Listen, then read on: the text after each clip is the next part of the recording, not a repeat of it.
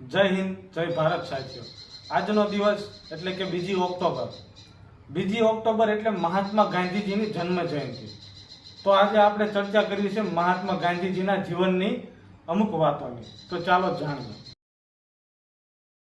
2 October 1869 ના રોજ મહાત્મા ગાંધીનો જન્મ પોરબંદરમાં થયો હતો।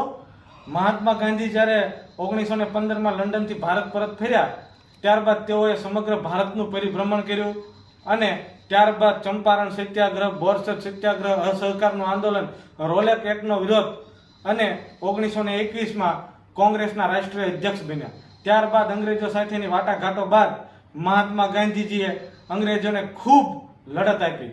1942 માં હિન્દ છોડો ચળવળ થઈ। ત્યારબાદ 1946 માં છેવટે બંધારણ સભાની રચના કરવામાં આવી અને 15મી ઓગસ્ટ 1947 ના રોજ આપણો દેશ આઝાદ થયો। સ્વતંત્ર ભારતમાં જ્યારે મહાત્મા ગાંધી દિલ્હીના બિરલા હાઉસ ખાતે એક સભા સંબોધવા સાંજના 5 વાગ્યે અને 17 મિનિટે જઈ રહ્યા હતા ત્યારે તે સમય દરમિયાન હિન્દુ રાષ્ટ્રવાદી નથુરામ ગોડસે દ્વારા ગાંધીજીને 3 ગોળી મારી અને સ્થળ ઉપર જ હત્યા કરવામાં આવી અને 30 જાન્યુઆરી 1948 ના રોજ આપણે આપણા મહામાનવને ખોઈ દીધા।